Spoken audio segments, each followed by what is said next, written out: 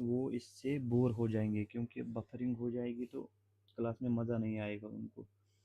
चलो हम स्टार्ट करते हैं।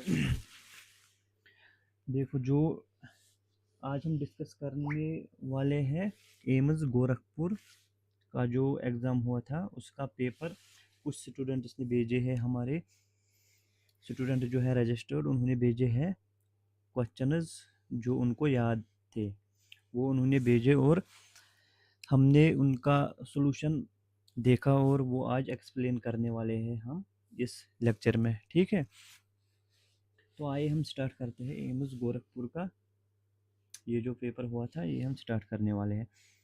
देखो, जो हमने सबसे इम्पॉर्टेंट क्या है इसमें, जो हमने अपना सिलेबस बनाया है, मेड न्यू क्लासेस का जो सिलेबस है, उससे मतलब उसके बाहर एक भी क्वेश्चन नहीं आया है। एक क्वेश्चन जनरल का आया है, वो नेशनल पार्क, ये दूसरा क्वेश्चन ये लोकेशन ऑफ गिर नेशनल पार्क, ये क्वेश्चन आया है आउट ऑफ सिलेबस। जो हमने सिलेबस दिया है ये क्वेश्चन, उसमें से यही क्वेश्चन आउट ऑफ सिलेबस है। बाकी हमारे सिलेबस में है जो हमने सिलेबस फ्रेम किया है, मेड न्यू क्लासेस टीम का जो सिलेबस है, वो जो हमने फ्रेम किया है वो सारे क्वेश्चंस इसी में हैं। पेपर इजी आया था, तो आइए फिर भी हम एक बार देख लेंगे क्या आया था और थोड़ा एक्स्ट्रा इन्फॉर्मेशन मिलेगी।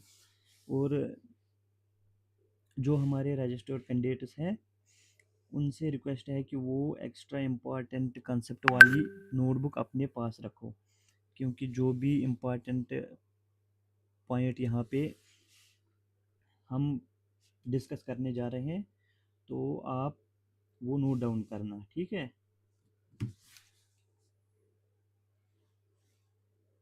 रजिस्टर्ड कैंडिडेट से रिक्वेस्ट है। बाकी जो नॉन रजिस्टर्ड है वो भी अच्छे से देख ले। चलिए हम स्टार्ट करते हैं।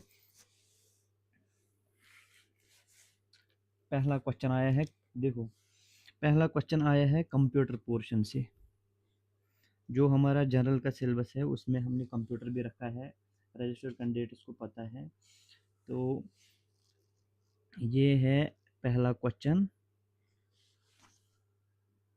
हमारे कंप्यूटर से। इसमें आया है half byte is also known as. Option थे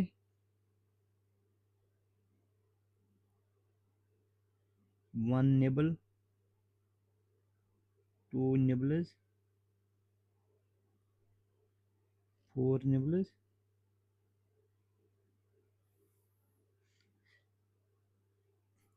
क्वेश्चन वहाँ ये ऑप्शन वहाँ पे ये नहीं थे, बट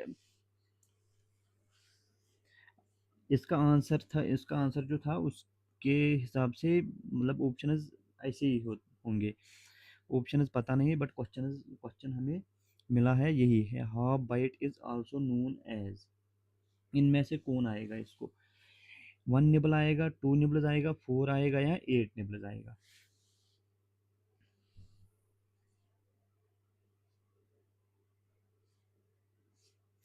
देखिए हम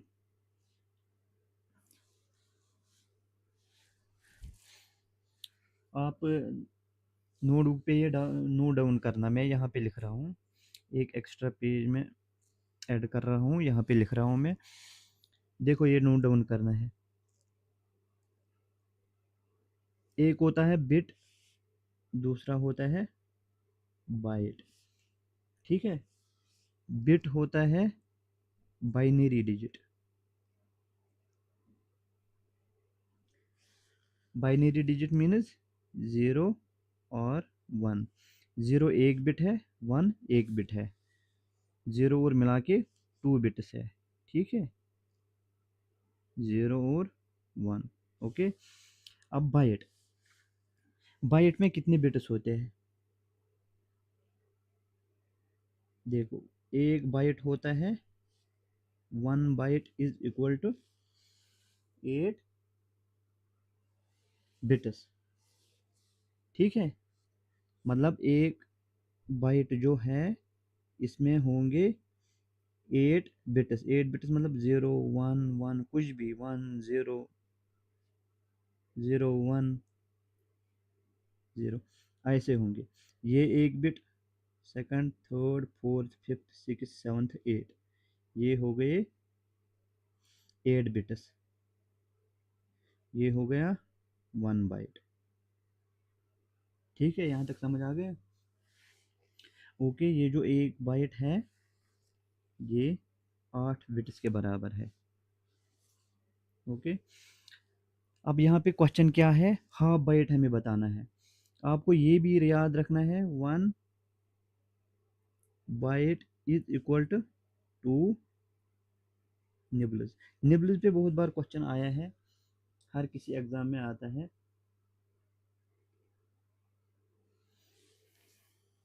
जो भी था ऑप्शन हमें नहीं पता है, फिर भी हम, आवाज़ नहीं आ रही है सर, आसिफ अहमद, आवाज़ सबको आ रही है? एक बार प्लीज़ कंफर्म,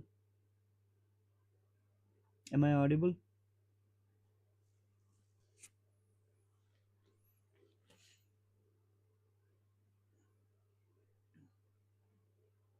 आ रही है। आसिफ अहमद, आप एक बार वॉल्यूम अप करो, या कुछ नेटवर्क का इशू होगा इसलिए नहीं आ रही होगी। सबको आ रही है। देखो, ये निबल्स पे बहुत सारे क्वेश्चन आए हैं। 1 बाइट होता है 2 निबल्स। यहाँ पे हाफ बाइट का पूछा है। ये जब 1 बाइट को हम आधा कर लेंगे तो वो बन जाएगा half byte. Half byte is equal to 1 nibble. Okay, ये था इसका आंसर। इसका 1 nibble, half byte is equal to 1 nibble. और एक पॉइंट याद रखना है, आ सकता है एग्जाम में, ये याद रखना है। देखो, 8 बिट्स इज इक्वल टू, देखो 1 बाइट हमने बताया था अभी 2 निबल्स। 1 बाइट में कितने बिट्स होते हैं? 8। So 8 bits is equal to 2 nibbles. अब इस पे क्वेश्चन आ सकता है, ये याद रख लो, एमसीआर में पूछ सकते हैं। तो एक निबल में कितने बिट्स होंगे? वो होंगे फिर 4 bits is equal to 1 nibble. ठीक है, क्वेश्चन नंबर 1 क्लियर?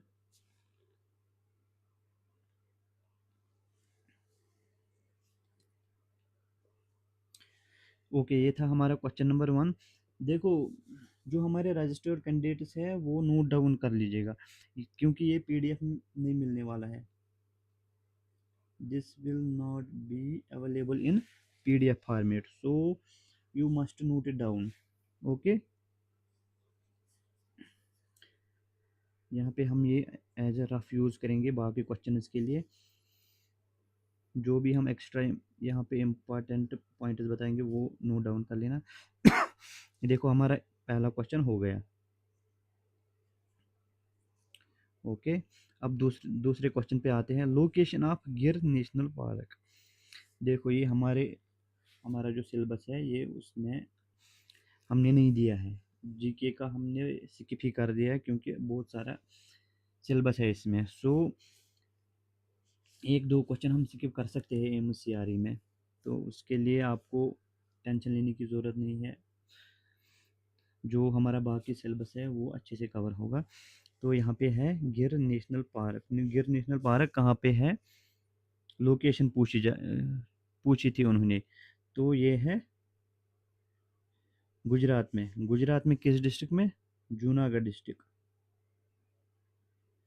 तो इसका इस्टेब्लिशमेंट ईयर पूछ सकते हैं।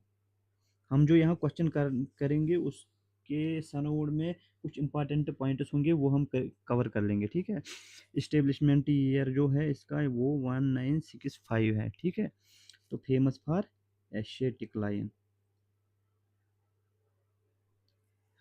तो ये था हमारा क्वेश्चन नंबर 2। तो ये भी हो गया। अब कंप्यूटर सेक्शन से और एक क्वेश्चन पूछा है उन्होंने, ALU। ठीक है, ALU की फुल फॉर्म पूछी है। ALU, ALU क्या है कंप्यूटर में? Arithmetic logic unit. इसमें कुछ फंक्शंस देखेंगे हम, वैसे ही हम कंप्यूटर पोर्शन में हम कवर करेंगे। ठीक है, तो टेंशन लेने की ज़रूरत नहीं है। फिर भी आप ALU का थोड़ा याद रखो। फंक्शन, इसका एक फंक्शन होता है, नाम से ही पता चलता है, अरिथमेटिक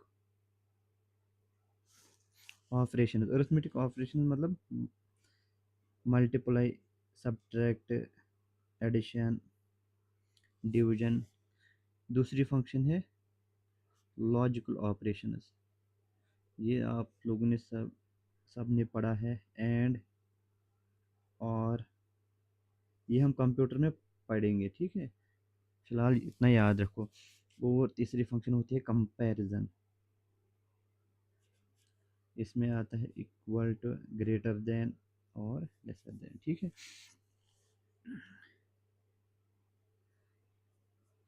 यहाँ तक क्लियर। तो अब आते हैं हम ALU भी हो गया। क्वेश्चन नंबर 4 पे आते हैं, ये भी कंप्यूटर सेक्शन से है ये क्वेश्चन। सो कंप्यूटर से क्वेश्चन आते हैं तो CRE में भी एक्सपेक्टेड है, तो इसलिए हम सारा कवर करने वाले हैं।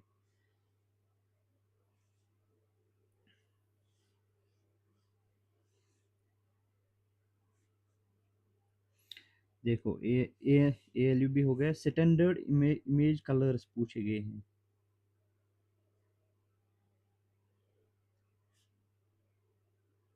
कलर्स, ओके, कौन कौन सा कलर होता है स्टैंडर्ड इमेज कलर में, कौन कौन सा आता है?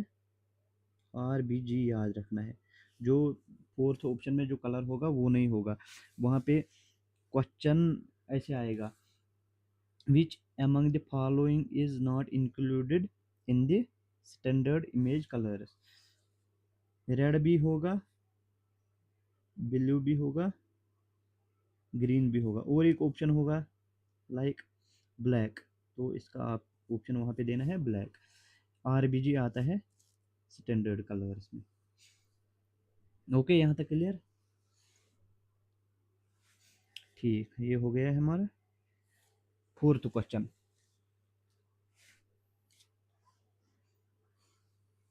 क्लियर।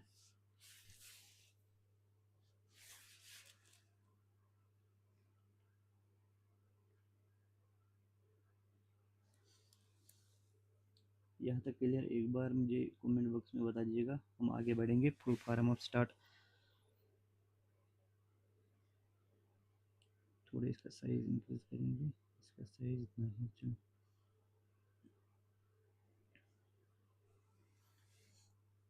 आवाज़ थोड़ी कम आ रही है, एक मिनट एक मिनट।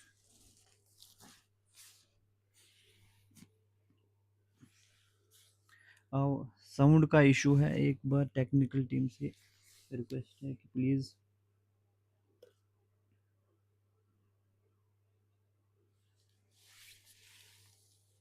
साउंड का इशू आ रहा है।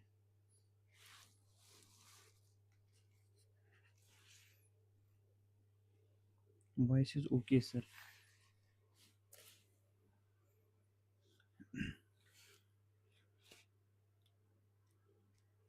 वॉइस ओके है कुछ स्टूडेंट्स के साथ। एक मिनट, मैं माइक डिस्कनेक्ट करके फिर से कनेक्ट करता हूँ। आप बताना साउंड कैसी है।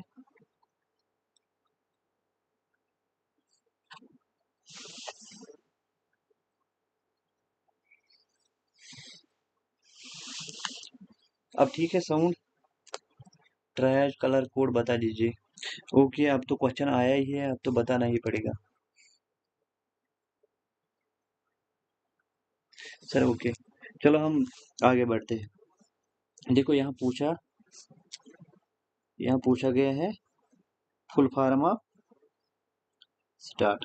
अच्छा क्वेश्चन आया है यहाँ पे, तो ये इसमें थोड़ा हम डिटेल में थोड़ा कवर कर लेंगे, इसलिए आपको फुल फॉर्म क्या है स्टार्ट की, ठीक है। इसकी फुल फॉर्म है simple triage and rapid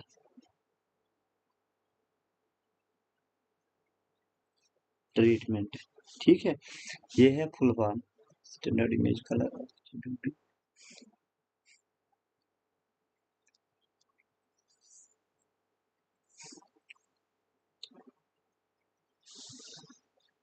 standard image colour RGB stand for, B stand for black और blue, B stand for blue. ठीक है, तो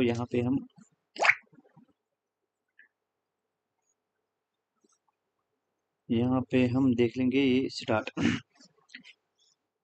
ये स्टार्ट, इसका यूज क्या है? इसका यूज है, इससे हम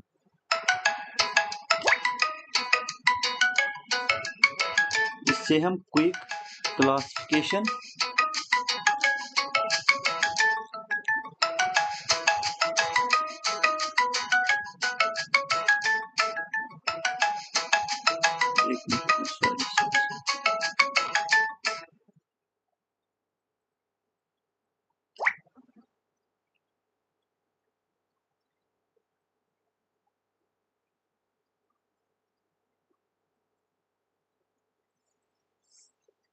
इससे हम क्विक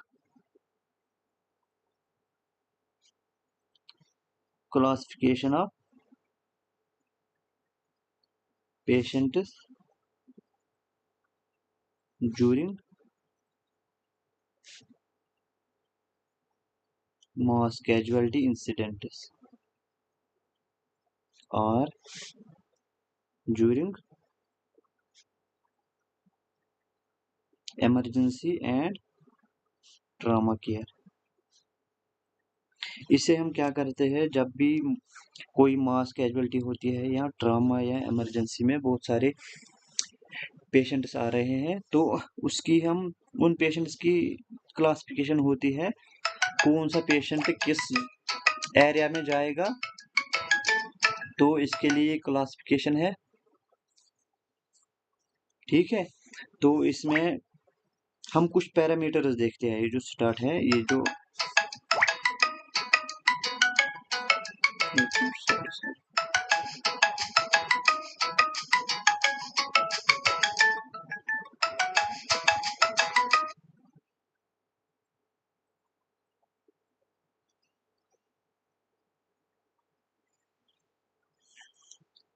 ठीक है, इसमें कुछ हम पैरामीटर्स देख रहे हैं, उस बेसिस पे हम पेशेंट को क्लासिफाई करते हैं किस एरिया में, मतलब किस जोन में कौन सा पेशेंट जाएगा। तो पैरामीटर्स कौन कौन सा यूज करते हैं हम, so that we can classify the patient. इसमें पहला पैरामीटर आता है एबिलिटी टू वॉक। हम देखते हैं कि पेशेंट चल सकता है कि नहीं। ब्रीदिंग पैटर्न, यहाँ ब्रीदिंग देख सकते हैं हम, पेशेंट की ब्रीदिंग चेक करते हैं, उसकी सर्कुलेशन चेक करते हैं, तो उसका mental status, we also see mental status. तो ये जो पैरामीटर्स है, इस बेसिस पे हम पेशेंट को क्लासिफाई करते हैं किस एरिया में कौन सा पेशेंट जाएगा, so that patient can get early treatment. यहाँ तक क्लियर है। तो अब हम देखेंगे ट्रायज में जोन्स होते हैं या एरिया होते हैं, कौन कौन सा एरिया होता है और किस किस एरिया में कौन कौन सा पेशेंट जाता है। ठीक है, यहाँ पे हम कलर चेंज करते हैं। देखो, आपको सिंपली याद रखना है कौन कौन से एरियाज ऑफ ट्रायज। एक होता है रेड एरिया, दूसरा होता है येलो एरिया, थर्ड होता है ग्रीन एरिया या ग्रीन जोन बोल सकते हो, फोर्थ होता है ब्लैक। ठीक है, रेड एरिया होता है, ये होता है इंपॉर्टेंट एरिया। इसमें कौन से पेशेंट जाते हैं, जिनको ट्रीटमेंट की जरूरत है इमिडिएटली। ठीक है, जो लाइफ थ्रेटनिंग कंडीशन होती है तो उन पेशेंट्स को हम भेजते हैं रेड एरिया में। रेड एरिया में उनको जल्दी से ट्रीटमेंट मिलता है। कुछ पेशेंट्स को सीपीआर भी देना पड़ता है, डिफिब्रिलेटर यूज करना पड़ता है। ठीक है, तो ये है हमारा रेड एरिया। रेड एरिया के बाद येलो। येलो में वो पेशेंट्स होते हैं जिनको हम ट्रीटमेंट थोड़ा डिले कर सकते हैं। इनकी जगह हम प्रेफरेंस रेड एरिया वालों को दे सकते हैं। तो जो ऐसे पेशेंट्स होंगे उनको हम येलो एरिया में भेजते हैं। उससे भी उसके बाद ग्रीन। ग्रीन एरिया में जो येलो से भी नॉर्मल पेशेंट होते हैं उनको हम भेजते हैं ग्रीन एरिया में। ग्रीन एरिया में उनको फिर ट्रीटमेंट मिलता है अकॉर्डिंगली। तो इनको हम वेट कर सकते हैं माइनर, मतलब वॉकिंग मोड। ठीक है, तो इतना इमरजेंसी नहीं है। इमरजेंसी ज़्यादा है। ये क्वेश्चन आ सकता है कौन सा किस जोन में ट्रीटमेंट जल्दी चाहिए पेशेंट को, तो वो है रेड जोन। ठीक है, उसके बाद ब्लैक। ब्लैक आपको पता ही है, डेड पेशेंट। तो इसके साथ हमें ज़्यादा कुछ नहीं करना है। तो यहाँ तक क्लियर। अस्सलाम वालेकुम एवरीवन। ओके,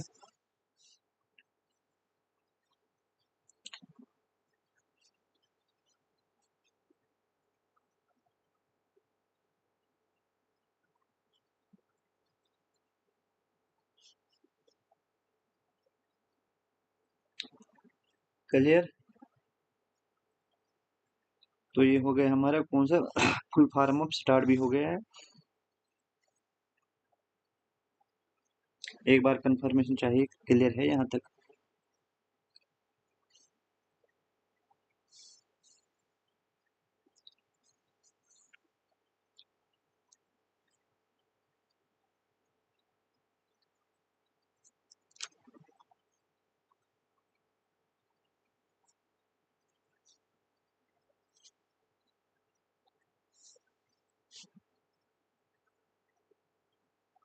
ओके, चलिए हम आगे चलते हैं।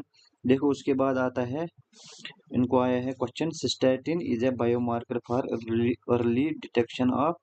हाँ, ये देखो, ये जो स्टैटिन सी है ये एक लो मॉलिक्यूलर वेट प्रोटीन होता है। ठीक है, ये हम यूज करते हैं बायोमार्कर फॉर सी के डी एंड ए के आई। ठीक है, सी के डी होता है क्रॉनिक किडनी डिजीज, और ए क्या होता है एक्यूट किडनी इंजरी। ठीक है,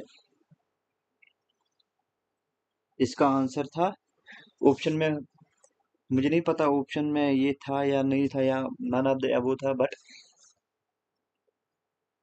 ये जो हमें याद रखना है सीकेडी और एकेआई के लिए ये बायोमार्कर है। और है, और कौन सा हम यूज करते हैं,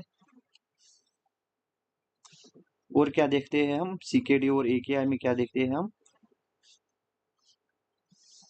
हम देखते हैं क्रिएटिनिन। ठीक है, केएफटी में देखते हैं वो। ओके, यहाँ तक क्लियर हो गया हमारा।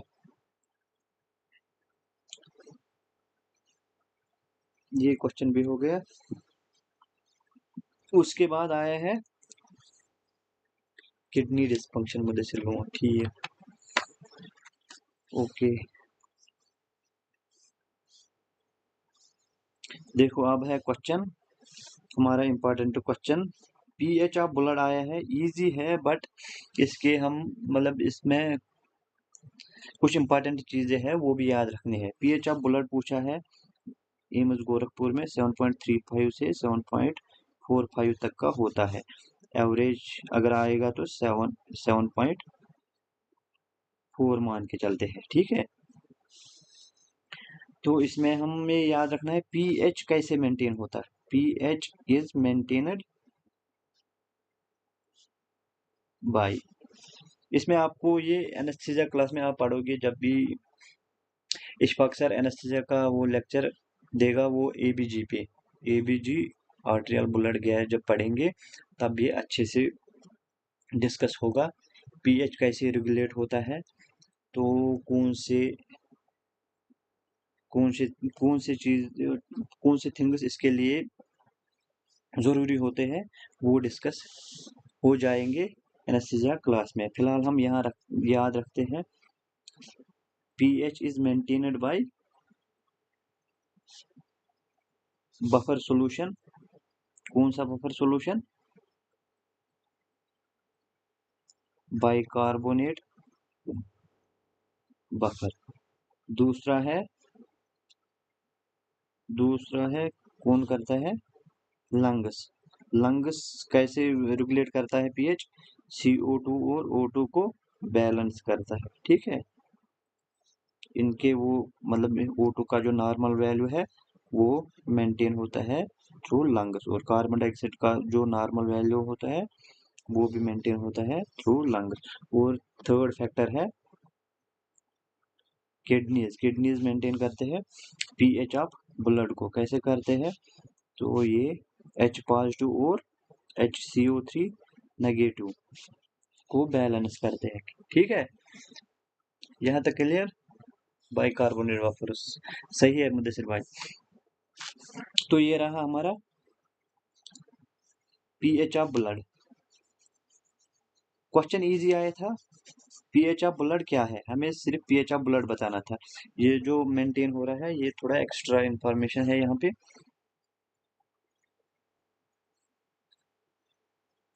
तो हो गया हमारा पीएच ऑफ ब्लड भी हो गया।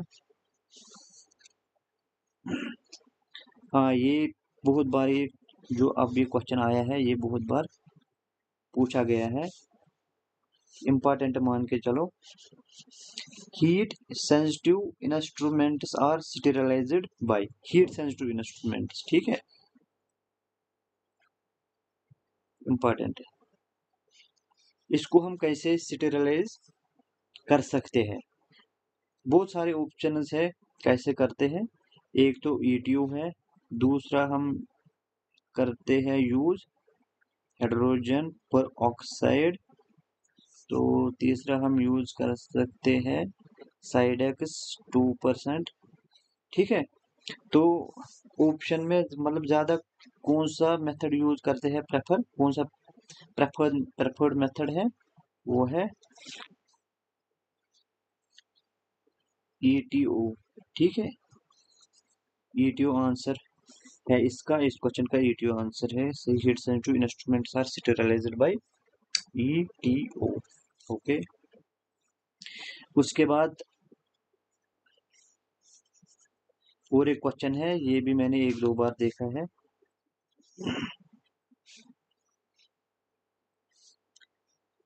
किस पे आया है question? Bowie Dick test is used for. हाँ, ये मैंने 1-2 बार देखा है। इसका ऑप्शन होता है एयर रिमूवल। एयर जो होता है,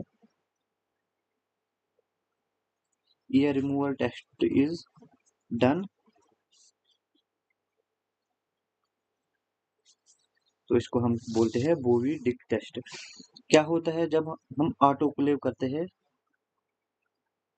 उसका जो चैम्बर सेट होता है उसको हमें एयर रिमूव करना होता है। जो इसमें एयर होता है वो हमें रिमूव करना होता है। वहां पे हमें हाई वैक्यूम क्रिएट करना होता है। ठीक है, वो जो हाई वैक्यूम क्रिएट करते हैं उसके बाद देखते हैं वहां पे एयर मत रहा कुछ, तो उस वो ये जो हम बोविडिक टेस्ट करते हैं ये हम देखते हैं वहां पे कुछ एयर मत रहा।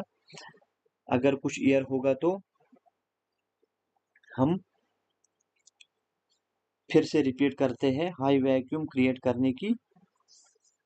तो उसके बाद जब बोविडिक टेस्ट पास होता है तो उसके बाद हम ऑटोक्लेव को स्टार्ट करते हैं। ये सुहेल सर जो है स्टेरिलाइजेशन में अच्छे से पढ़ाएंगे। अभी तो मुझे ये सिर्फ क्वेश्चन पेपर डिस्कस करना है, थोड़ा एक्स्ट्रा इन्फॉर्मेशन दे रहा हूँ। तो असली फैकल्टी है इसमें जो पढ़ाएगी वो है सोहेल सर, ठीक है। सोहेल सर ये अच्छे से पढ़ाएंगे। तो ये सिलेबस में हमने अच्छे से रख दिया है। मैं फिर से बोल रहा हूँ, जो हमारा सिलेबस है उससे बाहर एक भी क्वेश्चन नहीं आया है। उसके बाद है question, volume of blood in fist of clot. किसी को पता है? ये हम ज्यादा यूज करते हैं, सॉरी सॉरी, ये हम ज्यादा यूज करते हैं कहाँ पे?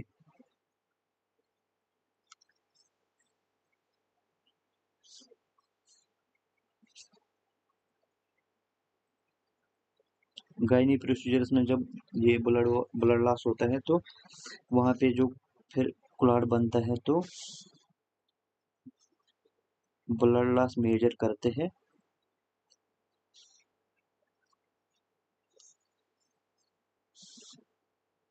फिस्ट ऑफ क्लॉट, यहाँ हम देखते हैं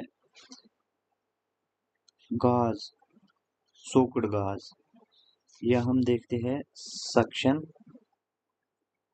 सक्शन बोतल में कितना आया, ठीक है। ये कुछ मेथड्स है ब्लड लॉस वॉल्यूम कैलकुलेट करने के।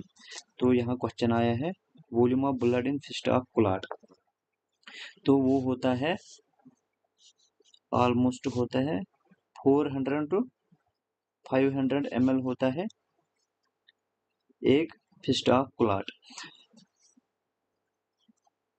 तो उसके बाद ये भी आ सकता है जो हमारा आया है क्वेश्चन, मैंने कहीं पे देखा है बट याद नहीं है, small clot, small clot size मतलब साइज ऑफ गॉफ बॉल, यही लिखा था वहां पे। जितनी गॉफ बॉल बड़ी होती है अगर उतना क्लॉट होगा तो उसमें कितना वॉल्यूम ब्लड है, मतलब वो कितने ml का ब्लड हो गया अगर वो क्लॉट हो गया। तो इसमें आपको याद रखना है जो स्मॉल क्लॉट होगा, स्मॉल क्लॉट होगा साइज ऑफ गॉफ बॉल, तो इसको हमें याद रखना है 50 to 100 ml ऑफ ब्लड होता है उसमें। और एक पॉइंट है,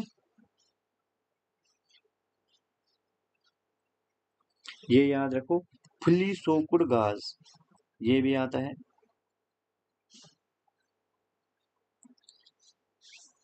fully soaked,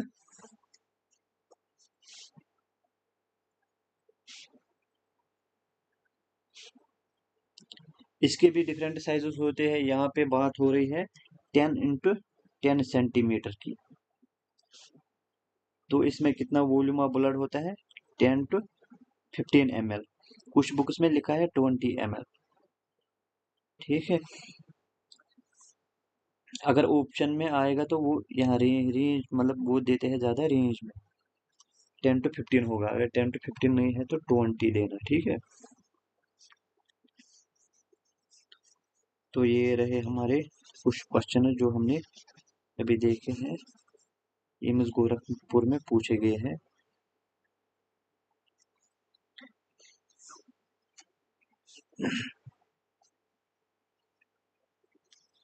Now next question is,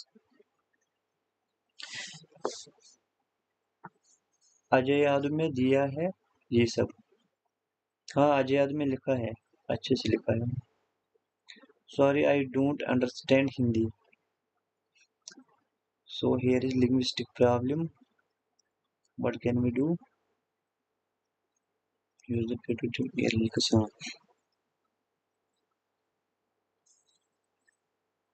चलो हम नेक्स्ट क्वेश्चन देखते हैं। नेक्स्ट क्वेश्चन है which clotting factor is produced by liver. तो आपको यहाँ बताना है कौन सा क्लॉटिंग फैक्टर जो लिवर प्रोड्यूस करता है। आपको ऐसे भी क्वेश्चन आ सकता है वो कौन सा क्लॉटिंग फैक्टर है जो लिवर प्रोड्यूस नहीं करता है, क्योंकि लिवर बहुत सारे क्लॉटिंग फैक्टर्स प्रोड्यूस करता है। आपको याद रखना है, देखो कैसे आपको याद रखना है, 3, 4 and 8. These clotting factors are not produced by liver। ठीक है, तो अगर आपको ये 3 याद होंगे तो क्वेश्चन इजी से बन पाएगा।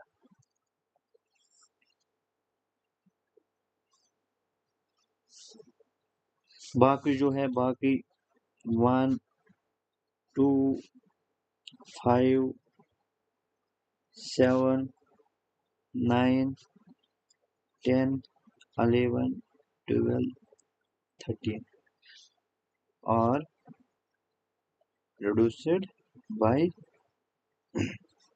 ओके, यहाँ तक क्लियर।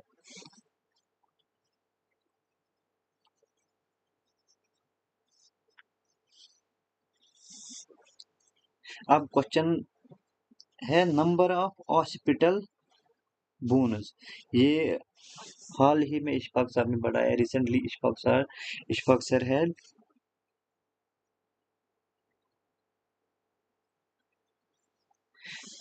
अजय यादव में जी, हाँ, जो इशफाक सर का क्लास एनाटॉमी का क्लास था उसमें हॉस्पिटल बोनस उसने बताया है कितनी होती है। एक बार कमेंट बॉक्स में बता दीजिएगा प्लीज। इशफाक सर ने जो ऑस्टियोलॉजी का क्लास दिया था उसमें उसने अच्छे से बताया है। मुदस्सिर लोन 1, ठीक है, बढ़िया है।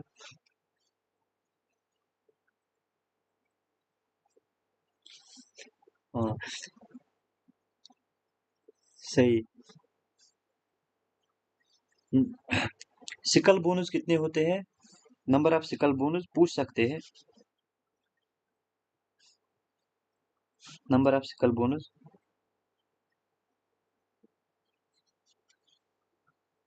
प्लीज जल्दी से।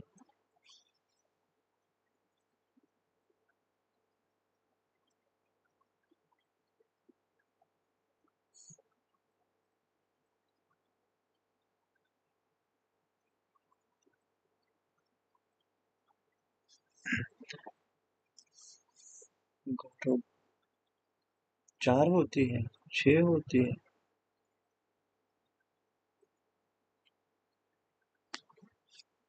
मुदस्सिर भाई एक बार आप बता दीजिएगा।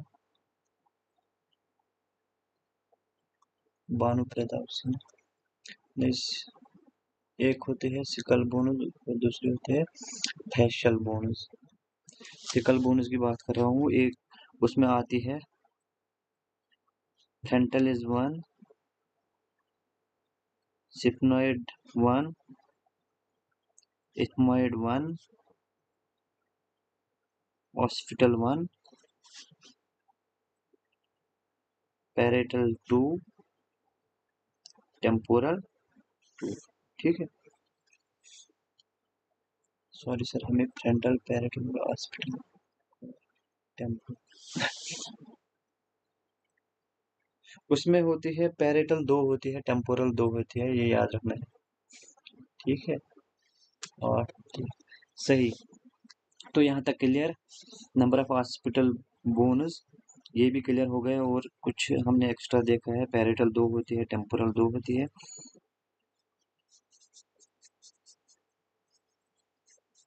ओके, ये भी इशफाक सर ने पढ़ा है रिसेंटली, कुछ ही दिन हुए हैं।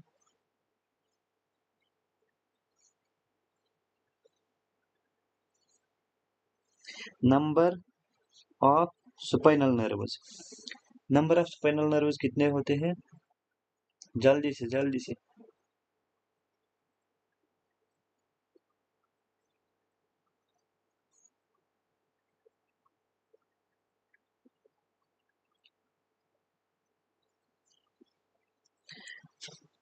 ऑप्शन ऑप्शन भी बताता हूँ मैं। Number of spinal nerves 55, 31, 62, 33।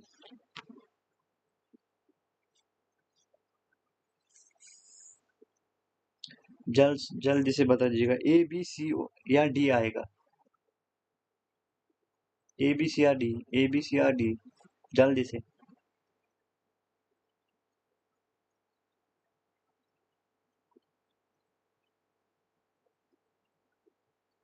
A B C या D.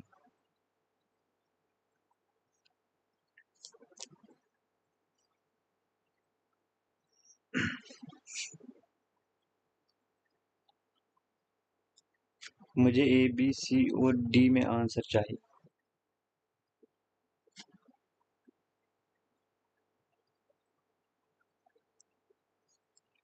B, Mudassar loan B, और कोई?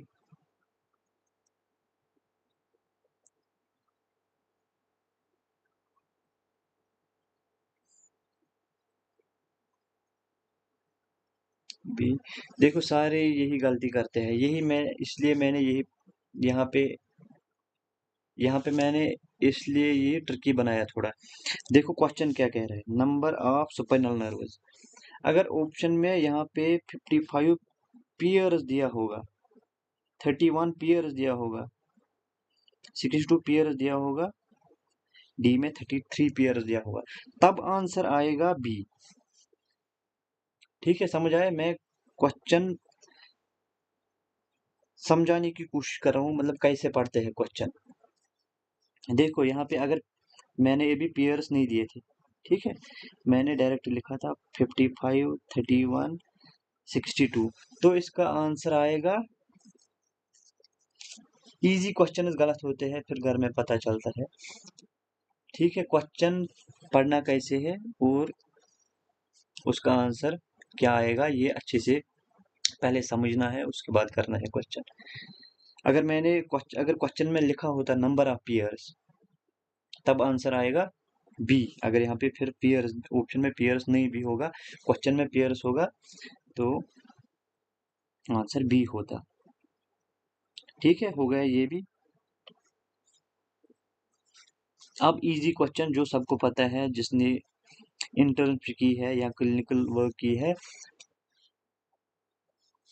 Same like MCR tricky. हाँ हाँ, इसलिए हम यहाँ पे डिस्कस कर रहे हैं।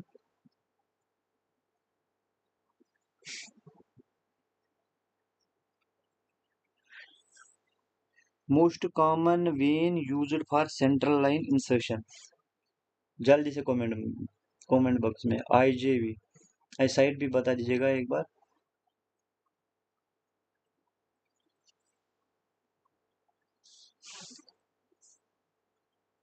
आईजेवी पता ही है, ये सबको पता है। ऑप्शन में देता हूँ,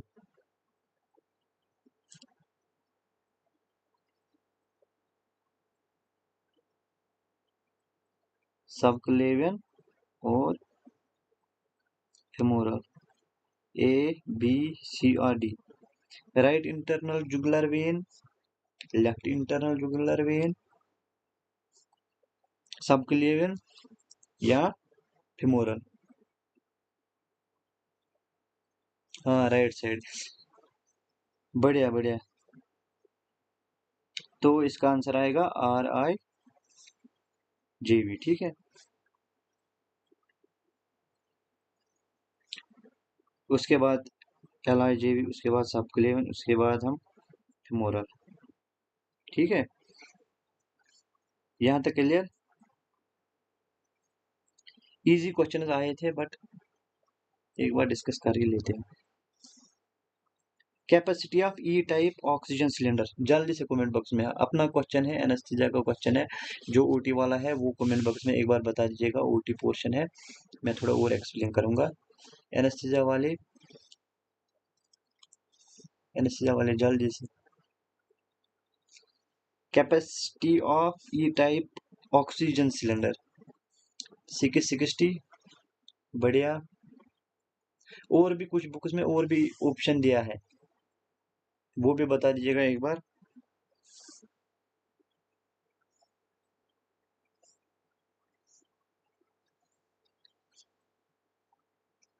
बढ़िया बढ़िया। कुछ बुक्स में 690 TB दिया है, ठीक है। अगर आपको 660 ऑप्शन नहीं मिला तो 690 देना। वैसे तो नॉर्मल है 660 लीटर, ठीक है। तो ऑक्सीजन ऑक्सीजन सिलेंडर का प्रेशर क्या होता है? फुल प्रेशर एट 2000 पर स्क्वायर इंच। हाँ बढ़िया है। 1900 साई, ये भी किसी किसी बुक में ये भी दिया है 1900 पर स्क्वायर इंच। आप मुझे एक बार, अगर आपको ड्यूरेशन निकालनी है, आपको निकालना है मतलब ऑक्सीजन सिलेंडर कितने टाइम के लिए यूज होगा, कितने फ्लो पे यूज होगा, तो एक बार वो फार्मूला बता दीजिएगा कमेंट बॉक्स में, किसी को याद है? एक फार्मूला है ना वो, कितने टाइम के लिए सिलेंडर चल सकता है। वैसे इशफाक सर एनेस्थीसिया क्लास में अच्छे से पढ़ाएंगे। मैं थोड़ा फिर भी यहाँ पे क्लियर करता हूँ कौन सा बुक फॉलो करना है सर।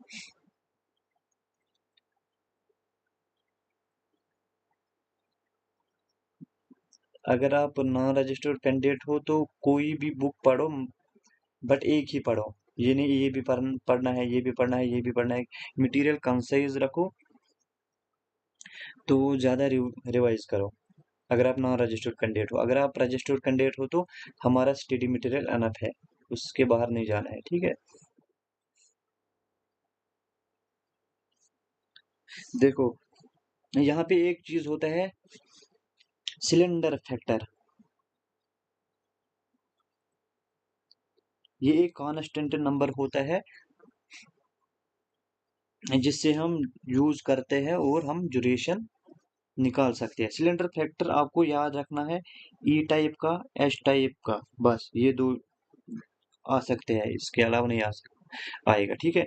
ई टाइप का होता है 0.28, एस टाइप का होता है 314 पाई, मतलब पाई का वैल्यू होता है ना ये 3.14, तो ये याद रखना है। एस टाइप का होता है 3.14, ई का होता है 0.28, ठीक है यहाँ तक। तो फार्मूला क्या है? ड्यूरेशन, कितने टाइम के लिए ऑक्सीजन सिलेंडर चलेगा। आपको पहले देखना है प्रेशर, प्रेशर कितना है, फुल है या हाफ है, पर स्क्वायर इंच में है, ठीक है। उसके बाद देखना है सिलेंडर फैक्टर, तो उसको डिवाइड करना है, क्या रेट, क्या फ्लो रेट रखी है आपने पेशेंट के लिए, 5 लीटर जा रहा है, 6 लीटर जा रहा है, 7, वो रखना है, ठीक है। फ्लो रेट, ये है फार्मूला। देखो अगर क्वेश्चन आया है, आपने ये फार्मूला लगाया है तो आंसर नहीं बना, मतलब आंसर जो आपको आया है वो ऑप्शन में नहीं है। आपको एक काम करना है, जो ये प्रेशर है यहाँ पे, इसको माइनस करना है 200 से। आपको ऐसे फार्मूला लिखनी है, देखो क्या, pressure -200 into cylinder factor divided by flow rate. ये 200 क्यों लिखा है हमने?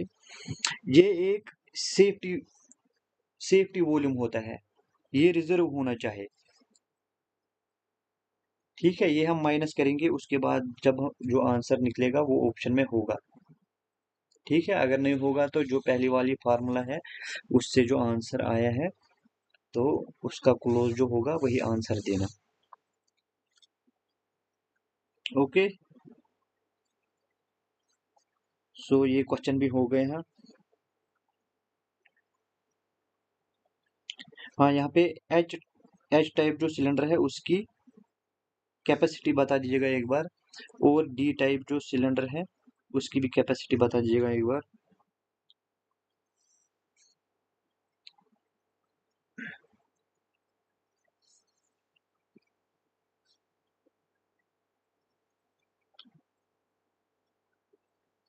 देखो एच टाइप की कैपेसिटी होती है 6900 लीटर और अप्रोक्सीमेटली 7000 लीटर। डी टाइप की होती है अप्रोक्सीमेटली 350 लीटर, ठीक है। तो वो कौन सा सिलेंडर है जो हम सेंट्रल सप्लाई के लिए यूज करते हैं, वो है एच टाइप।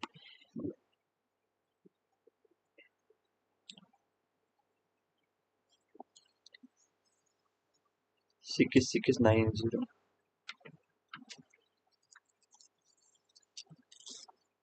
ठीक है, यहाँ तक क्लियर। ओके,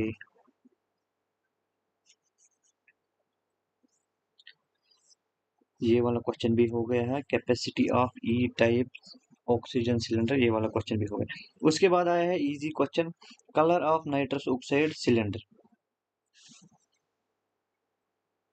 नाइट्रस ऑक्साइड जो होता है उसका जो सिलेंडर होता है वो किस कलर का होता है, विच कलर। सबको पता है, इस मुझे लगता है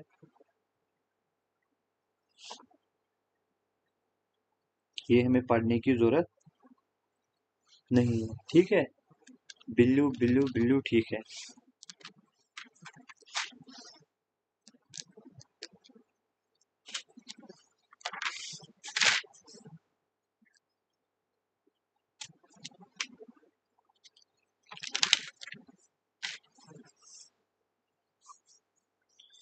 डन, ब्लू कलर। और कार्बन डाइऑक्साइड का क्या है, और मेडिकल एयर का क्या है, जल्दी से कमेंट बॉक्स में।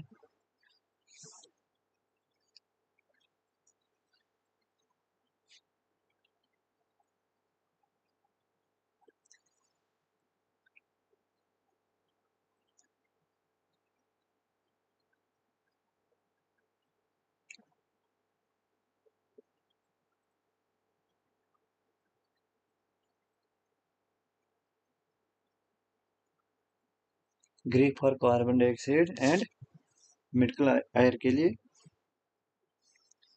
Which colour for medical air.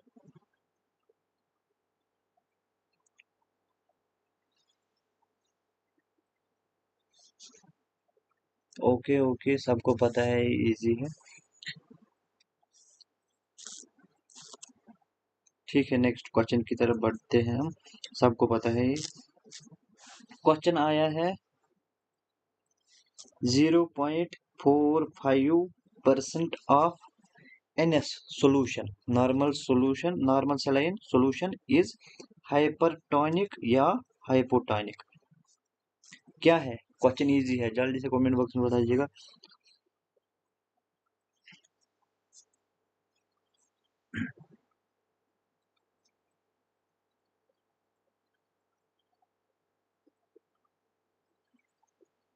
Hypertonic, hypotonic,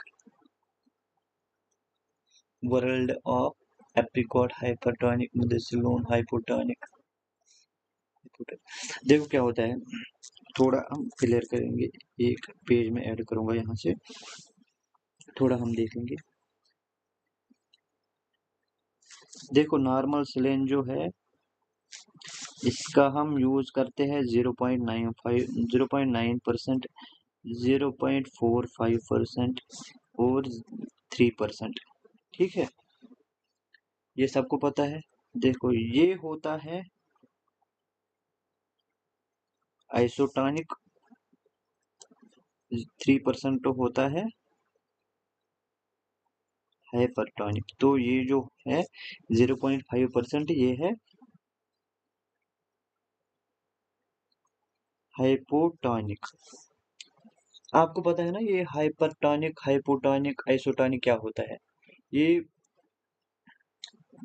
ये आप पढ़ोगे एनेस्थीसिया क्लास में, इशफाक सब अच्छे से पढ़ाएंगे।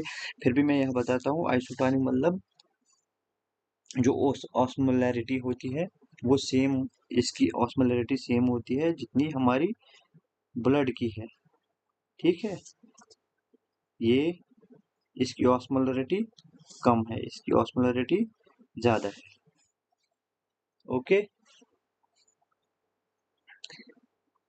अब देखना है आपको, याद रख क्या रखना है इसको, ये जो है इसको हम n/2 भी बोलते हैं या 1/2 ऑफ NS भी बोलते हैं या हाफ NS भी बोलते हैं। ठीक है, अगर क्वेश्चन में ऐसे आया हाफ NS या n/2 या हाफ ऑफ NS तो आपको समझना चाहिए ये 0.45% की बात कर रही है यहाँ पे। इसमें आपको ये 0.995% क्या हुआ है, 0.9 ग्राम पर 100 ml। ये 0.45 ग्राम पर 100 ml, ये 3 ग्राम पर 100 ml। ठीक है, क्लियर। तो आपको याद रखना है, क्वेश्चन पूछ सकते हैं एम्स वाले भी और जेके एसएसबी वाले भी। 0.95% जो नॉर्मल सलाइन है, इसमें सोडियम की कंसंट्रेशन कितनी है और क्लोरीन कितना है। ठीक है, सोडियम कितना है और क्लोरीन कितना है, क्लोरीन नेगेटिव सॉरी।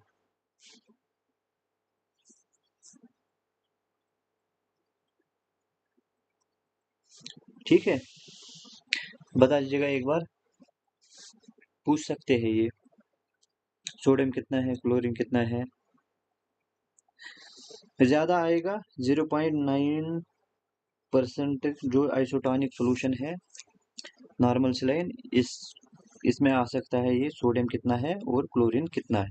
ठीक है, इसका तो मुझे नहीं लग रहा है ये पूछ सकते हैं वो, बट 0.9% का आएगा।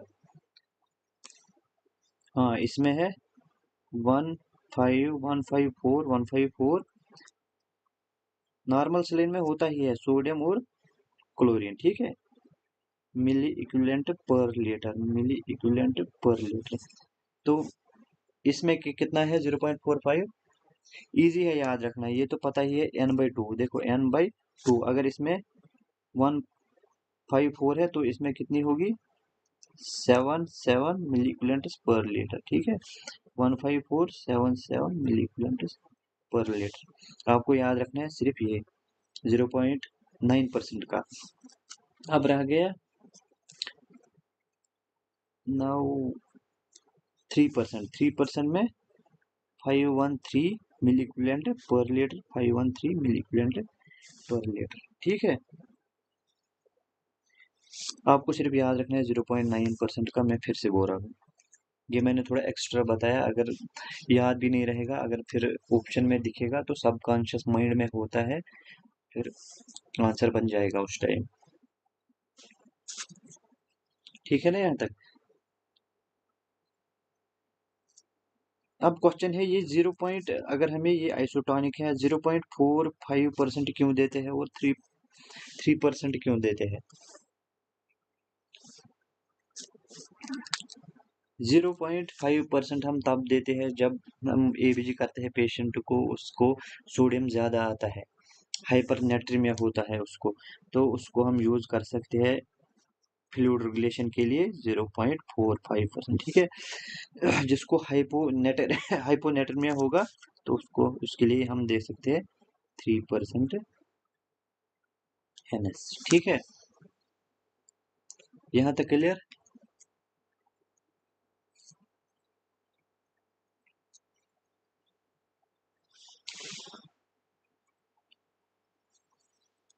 ओके, यहाँ तक क्लियर। ठीक है, इसके बाद इजी क्वेश्चन आया है,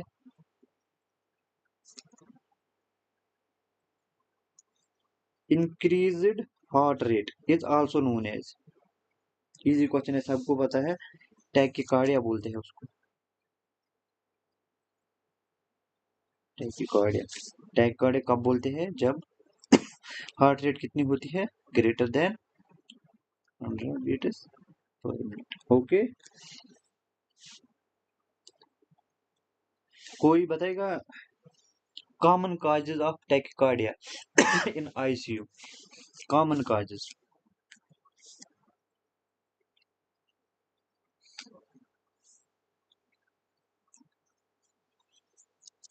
देखो क्या क्या होता है, फीवर होता है और पेन, ये दो कॉमन काजेज है टैकिकार्डिया के लिए जो आईसीयू में होता है।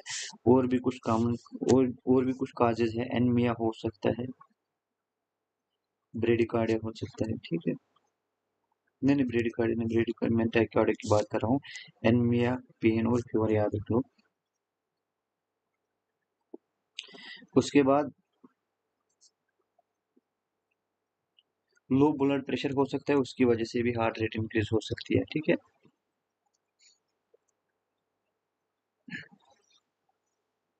क्वेश्चन है उसके बाद, इजी क्वेश्चन है, अगेन रिपीट, बहुत सारे क्वेश्चन बहुत सारे एग्जाम्स में आया है।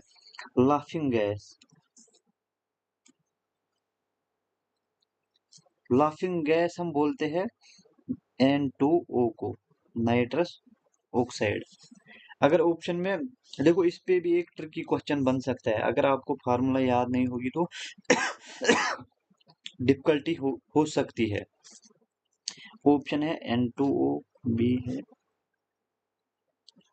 NO2, सी है NO, डी है ऑल ऑफ द एबव, ठीक है।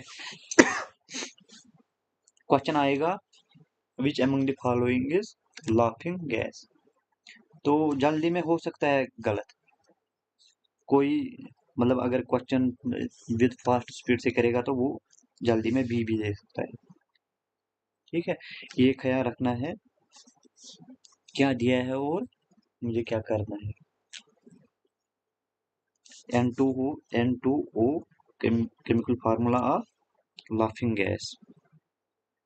तो ये N2O हम कहाँ पे ज्यादा यूज करते हैं, ये ज्यादा होता है यूज डेंटल में, डेंटिस्ट्री में, ठीक है, और लेबर एनाल्जेसिया में। ये वाला क्वेश्चन आ सकता है यहाँ माइनर प्रोसीजर्स में। लेबर एनाल्जेसिया में नाइट्रस ऑक्साइड हम यूज करते हैं, कर सकते हैं, तो ये क्वेश्चन आ सकता है। ये जो अजय यादव में ये भी दिया है, जिसने अजय यादव पढ़ी होगी उसमें ये भी दिया है NO। NO क्या होता है, नर्सिंग ऑर्डरली मत बोलना यहाँ पे।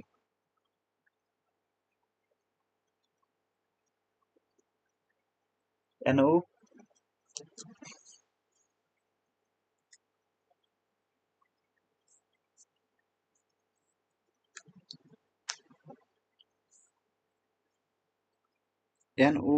NO है यहाँ पे नाइट्रिक ऑक्साइड, ठीक है, नाइट्रिक ऑक्साइड।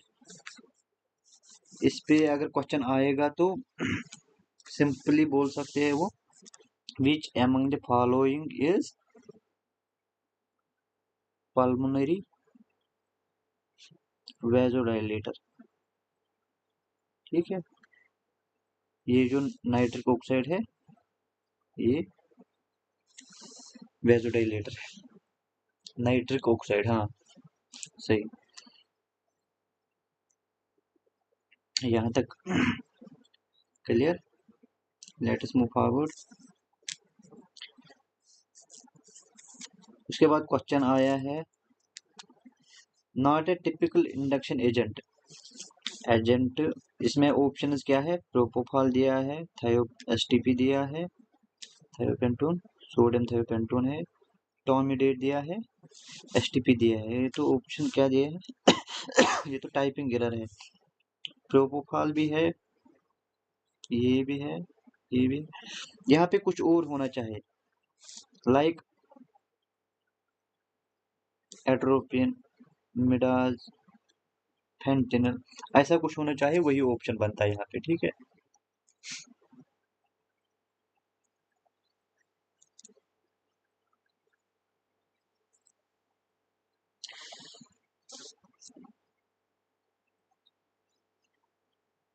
अगर यहाँ पे तीन ऑप्शन प्रोपोफॉल, एसटीपी, इटामिडेट है, फोर्थ है मिडाज, हमें मिडाज देना है, या फोर्थ है फेंटिनल, हमें फेंटिनल देना है, या यहाँ पे है एट्रोपिन, एट्रोपिन देना है, जो टिपिकल इंडक्शन एजेंट नहीं है। एसटीपी की वो क्या बोलते हैं, कितने टाइम में एक्शन करता है एसटीपी, सोडियम थायोपेंटोन जो है जब ये देते हैं तो how much time it will take to act, and propofol का भी बता दीजिएगा एक बार। 3% NS यूज्ड इन न्यूबुलाइजर। न्यूबुलाइजर का अच्छा खासा टॉपिक है, एक्स्ट्रा इंपॉर्टेंट कंसेप्ट में रखा है, तो वहां पे क्लियर होगा अच्छे से। whatever we give as nebulizer या न्यूबलाइजेशन we will cover। एग्जाम की ऑप्शन में एग्जाम की ऑप्शन में 15 सेकंड्स। ओके ठीक है, थायोपेंटोन का भी और प्रोपोफॉल का भी सेम टाइम है प्रोबेलजिन। ओके चलिए आगे।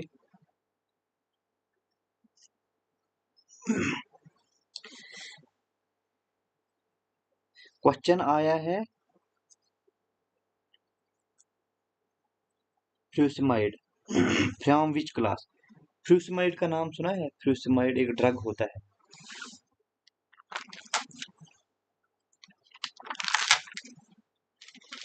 वन आर्म ब्रेन सर्कुलेशन, हाँ बढ़िया है।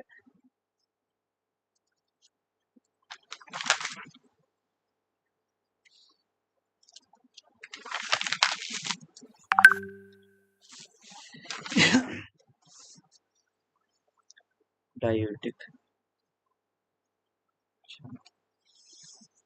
हाँ ये जो होता है फ्यूसिमाइड, ये किस क्लास में आता है? डायूरेटिक का क्या मतलब है?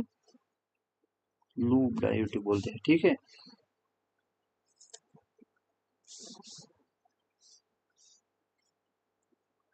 मोस्ट पोटेंट डायूरेटिक है फ्यूसिमाइड, ये भी पूछ सकते हैं।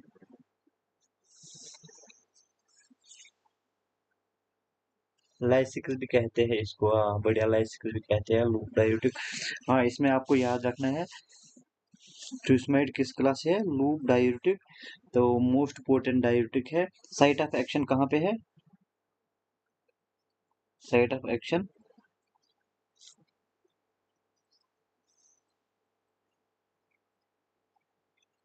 Site of action loop of Henley, ascending याद रखना, ठीक है। एसेंडिंग लूप ऑफ हेनली पे काम करता है। तो इसमें आपको ये रखना है याद, इससे क्या होता है? पोटेशियम, कैल्शियम, मैग्नीशियम, ये लॉस होते हैं। पोटेशियम, कैल्शियम, मैग्नीशियम इंपॉर्टेंट है, अगर एग्जाम में पूछा जाएगा तो पोटेशियम का पूछा जाएगा।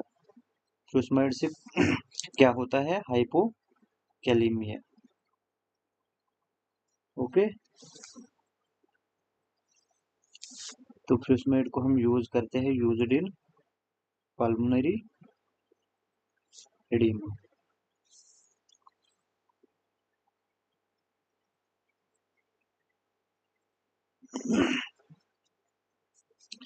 तो यहाँ तक क्लियर, ये भी क्वेश्चन हो गया, ये क्वेश्चन भी हो गया। डायूरेटिक का मतलब है यूरिन आउटपुट ज्यादा इंक्रीज होना, it is due to excess water, ठीक है।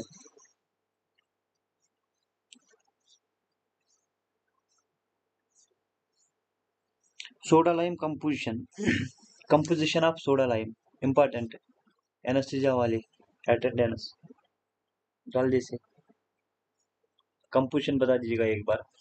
मैं यहाँ पे लिख लूंगा, आप वहां से परसेंटेज बताना। Calcium hydroxide, sodium hydroxide, potassium hydroxide, ये बता दीजिएगा। Calcium, sodium, potassium and water, loop of Henley सही है। देखो कैल्शियम हाइड्रोक्साइड कितना होता है? मैक्सिमम यही होता है 94%, आज पे दिया है। 5% ये होता है। पोटेशियम हाइड्रोक्साइड 1% होता है, ठीक है। तो इसमें से कैटलिस्ट कौन यूज होता है? सोडियम हाइड्रोक्साइड, ये एज ए कैटलिस्ट होता है, ठीक है। तो इसमें एक क्वेश्चन ये भी आ सकता है, रिएक्शन सोडा लाइम किस लिए हम यूज करते हैं? टू एब्जॉर्ब कार्बन डाइऑक्साइड, ठीक है, कार्बन डाइऑक्साइड जो होता है ये इसलिए हम यूज करते हैं। तो ये जो रिएक्शन है carbon dioxide plus soda lime की, ये है एक्सोथर्मिक। एक्सोथर्मिक वर्ड याद रखना है, हीट जनरेटिंग, ठीक है। ये आ सकता है कौन सी रिएक्शन है? एक्सोथर्मिक। यहाँ पे जनरेट होता है हीट प्लस वाटर जब भी वाटर जनरेट होता है तभी जब पेशेंट आईसीयू में वेंटिलेटर पे होता है तो एक लिम्ब में आप देखोगे वाटर वेपर्स होंगे। अगर ज़्यादा टाइम के लिए आईसीयू रखोगे तो बहुत सारा वाटर वहाँ पे कलेक्ट होता है तो उसको कम करने के लिए हम फिल्टर्स लगाते हैं आईसीयू में, और ओटी में हम सोडा लाइम यूज़ करते हैं, ठीक है। वेंटिलेटर में ये नहीं होता है सोडा लाइम, एनेस्थीसिया मशीन में होता है तो हम आईसीयू में फिल्टर्स लगाते हैं। New guideline water added 15%। सही, ओके, यहाँ तक क्लियर।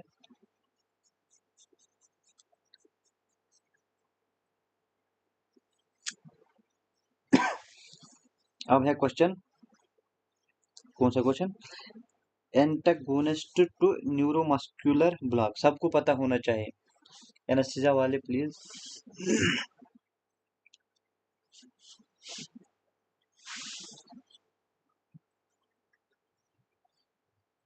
हाँ ये अपडेटेड है एलिशा,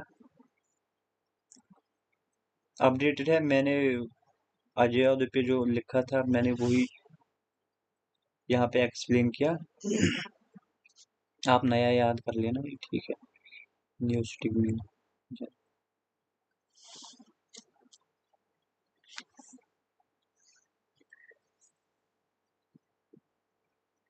हाँ यहाँ पे हम कौन सा होता है नियो, न्यू स्टिग्मिन के साथ हम क्या ऐड करते हैं रिवर्सल के लिए? यहाँ पे मुदस्सिर लोन ने सुगमेडेक्स की बात किया हाँ ये क्वेश्चन भी है, पहले ये हम क्लियर करते हैं। न्यू स्टिग्मिन के साथ क्या यूज करते हैं हम यूज करते हैं एट्रोपिन और ग्लाइको, ठीक है। Anaesthesia faculty will cover it in well manner for depolarising, जो डिपोलराइजिंग मसल रिलैक्सेंट्स होते हैं तो उसका रिवर्सल क्या है?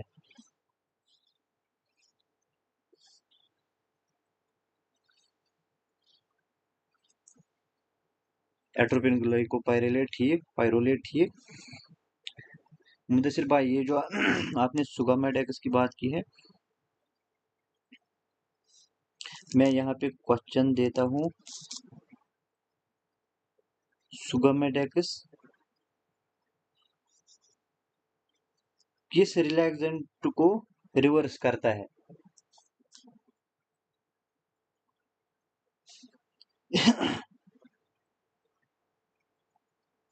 that is referred to be reversed by sugammadex. No reversal for succinylcholine, बढ़िया। तो ये जो डिपोलराइजिंग मसल रिलैक्सेंट्स है इनके लिए रिवर्सल नहीं होता है। This is the reason we use depolarising muscle relaxants in emergency situation. For example हमने सुकोलिन दिया है, ये जो सक्सा होता है सक्सिनाइल कोलिन दिया है, तो फिर 3 मिनट में हमें इंटूबेट ही नहीं हुआ पेशेंट, ठीक है। जब 3 मिनट में इंटूबेशन ही नहीं हुआ, मतलब इंटूबेट ही नहीं हुआ डिफिकल्ट इंटूबेशन थी, तो जो हमने ड्रग दिया है डिपोलराइजिंग मसल रिलैक्सेंट, ये इसका इफेक्ट तब तक खत्म हो जाएगा तो पेशेंट वापस आ सकता है। ये एडवांटेज है डिपोलराइजिंग और नॉन डिपोलराइजिंग मसल रिलैक्सेंट में। सुगामेडेक्स हम यूज करते हैं रॉक्रोनियम और वेक्रोनियम के लिए। ओके, यहाँ तक क्लियर है? Best for rocuronium but can reverse vecuronium also. सही मैक्रोनिम और प्रोक्रोनिम। ठीक है,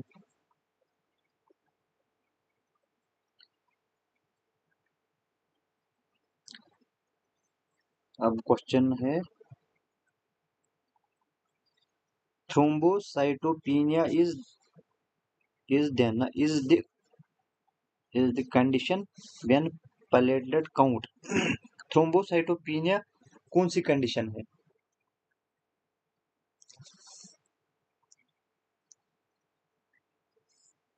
इजी क्वेश्चन है।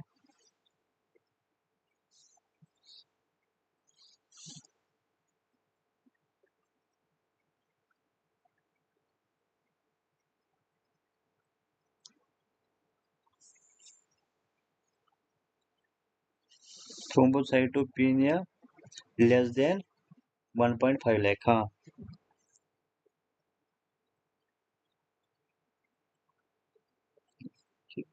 पर माइक्रोलीटर, इसको हम बोलते हैं थ्रोम्बोसाइटोपिनिया। थ्रोम्बोसाइटोपिनिया से क्या होता है? Low platelet count. हाँ सही है। क्या होता है उससे?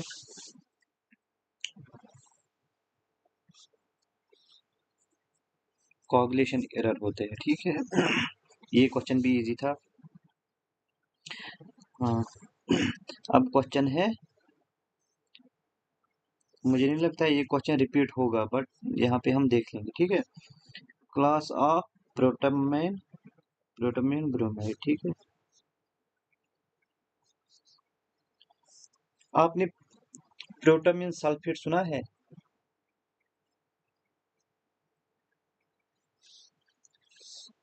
यहाँ पे क्लास ऑफ प्रोटोमेन ब्रोमाइड दिया है। प्रोटोमेन ब्रोमाइड और प्रोटोमेन सल्फेट एक ही क्लास में आते हैं। इजी क्वेश्चन है। आपको जो ये पहला नाम है प्रोटोमेन, इससे पता चलता है आंसर क्या है। ये ब्रोमाइड जो है ये तो ऐसे ही डराने के लिए लिखा है, फिर भी हम यहाँ पे थोड़ा डिस्कस कर लेंगे इसके बारे में। हेपेरिन एंटागोनिस्ट, ओके, ये बढ़िया है। ये हेपेरिन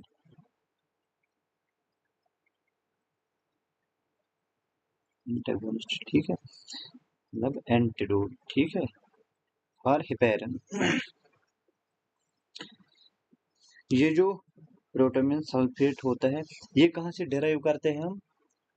अजय यादव में भी दिया था, अजय यादव या कोई में भी याद नहीं है, किसी बुक में दिया है प्रोटोमेन ब्रोमाइड कहाँ से हम डिराइव करते हैं, या किसी में एमसीक्यू भी आया है। तो ये हम डिराइव करते हैं फिश स्पर्म से। ठीक है, ये आज यूज, प्रोटोमेन ब्रोमाइड जो है ये आज यूज नहीं है होता है, ये अवेलेबल भी नहीं है आज। इसकी जगह हम यूज करते हैं कौन? Which one?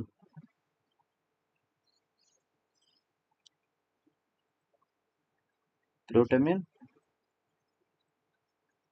सल्फेट हम यूज करते हैं। सही,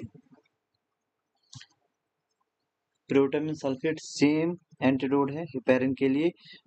तो इसमें आपको याद रखना है 1 mg of protamine sulphate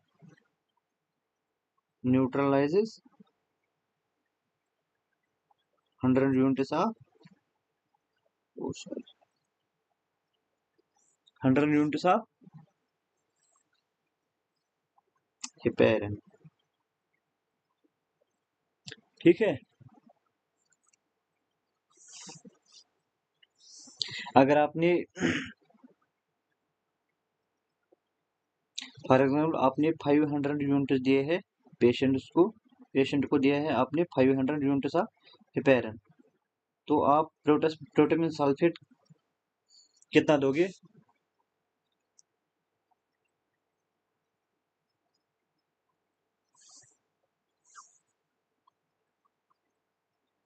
heparin आपने दिया है 500 यूनिट्स, तो आपको निकालना है प्रोटोमेन कितना देना है 500 यूनिट्स के लिए।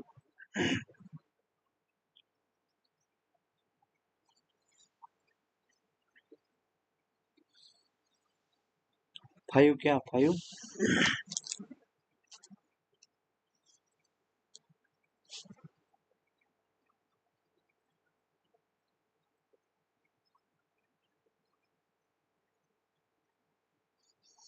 5 mg बढ़िया 5 mg देने पड़ेंगे। ठीक है, आपको सिर्फ याद होना चाहिए 1 mg for 100 units. Okay 100 units. उसके बाद क्वेश्चन है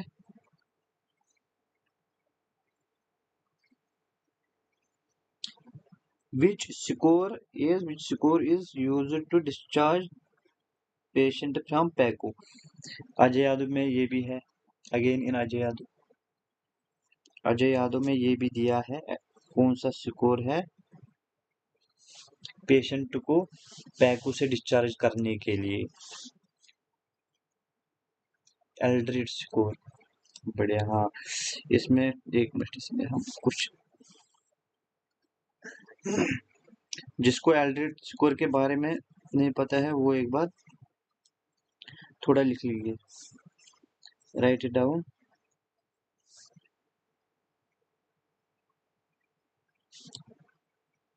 एल्ड्रिड स्कोर फॉर पैको डिस्चार्ज। ठीक, ओके। इसका मैक्सिमम स्कोर कितना होता है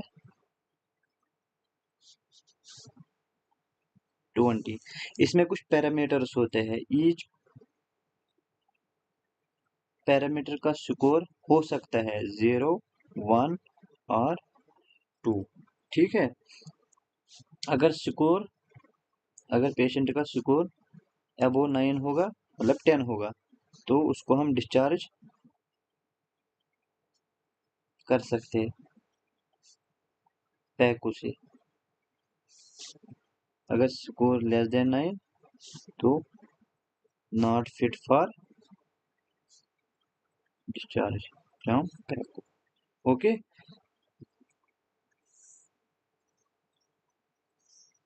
तो इसमें आपको याद रखना है पैरामीटर्स। ठीक है, पैरामीटर्स कौन कौन सा यूज करते हैं हम इसमें, एक्टिविटी,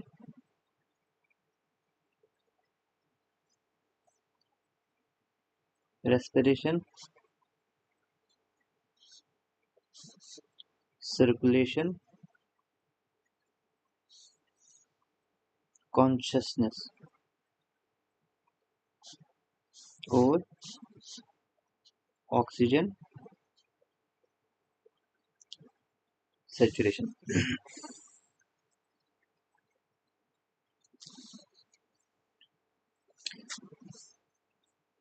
10 होता है, हाँ 10 होता है, मैंने 20 लिखा है, सॉरी 10 होता है 10 क्योंकि 0, 1, 2 मैक्सिमम जब 2 ही है, 5 पैरामीटर्स है 1, 2, 3, 4, 5 तो 20 नहीं होगा 10 ही होगा। ठीक है, ये याद रखना है।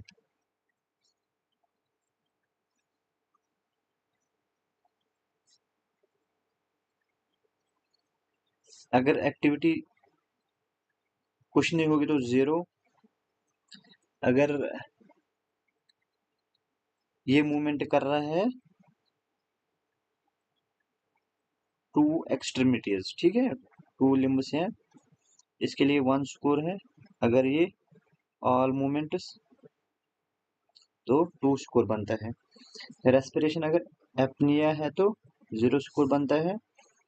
रेस्पिरेशन अगर शैलो है तो 1 स्कोर आता है, अगर नॉर्मल है तो 2।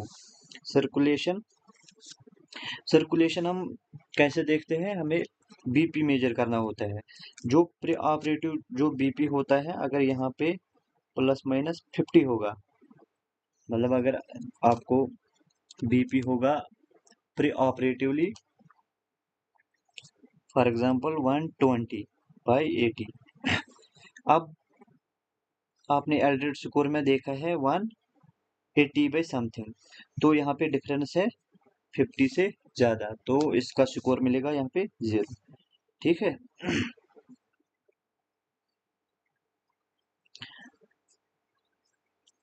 यहाँ पे अगर डिफरेंस प्लस माइनस 20 की होगी तो 1 आएगा, अगर डिफरेंस लेस देन 20 की होगी तो 2 आएगा। कॉन्शियसनेस में पता ही है, अगर कॉन्शियस नहीं होगा तो 0 होगा, थोड़ा कॉन्शियसनेस होगी मतलब एरोसेबल होगा तो 1 होगा स्कोर, अगर फुल कंप्लीट कॉन्शियस होगा तो 2 होगा स्कोर। सैचुरेशन में लेस देन 90 0 होगा स्कोर, 95 पर 0 मिलेगा। तो अगर पेशेंट को सैचुरेशन नॉर्मल है बट ऑक्सीजन पे है, ठीक है, नॉर्मल है ऑक्सीजन पे है, तो उसको मिलेगा 1, अगर on room air greater than 90 है तो 2 मिलेगा, ठीक है। ये था एल्ट्रिट स्कोर के बारे में। तो यहाँ तक हो गया।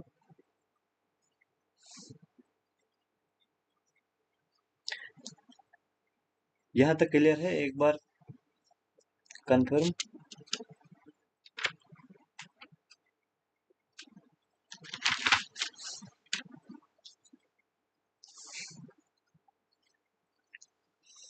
एक बार प्लीज कंफर्म कीजिए।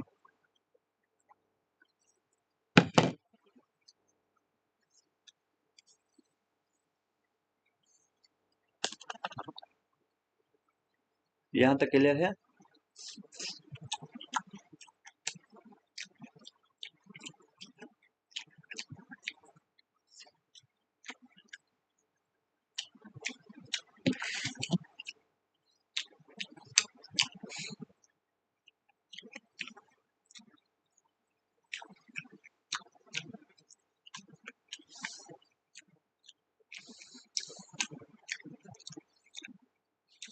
बढ़िया।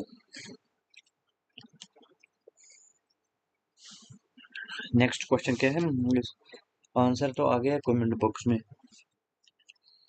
Biological indicator used in autoclave. Okay बढ़िया।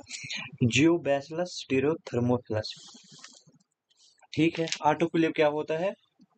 Steam under pressure. टेम्परेचर कितना होता है?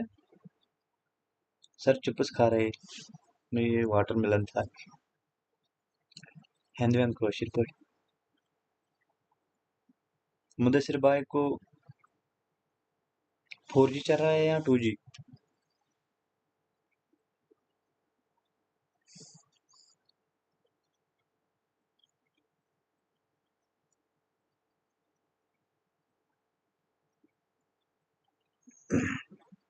वन 121 इसमें एग्जैक्ट ऑप्शन मिलता है, अप्रॉक्सीमेट नहीं मिलता है। 121 डिग्री सेल्सियस होता है। प्रेशर कितना होता है? Wifi 5G। ओके, जियो फाइबर लगाया हूँ। 121 टेम्परेचर 15 पर square inch for 15 to 20 minutes, ये है। हाँ, ये ओटी क्लास में अच्छे से कवर होगा, हमने सिलेबस में रखा है स्टेरिलाइजेशन पार्ट अलग अच्छे से। तो मैंने जब पेपर देखा है तो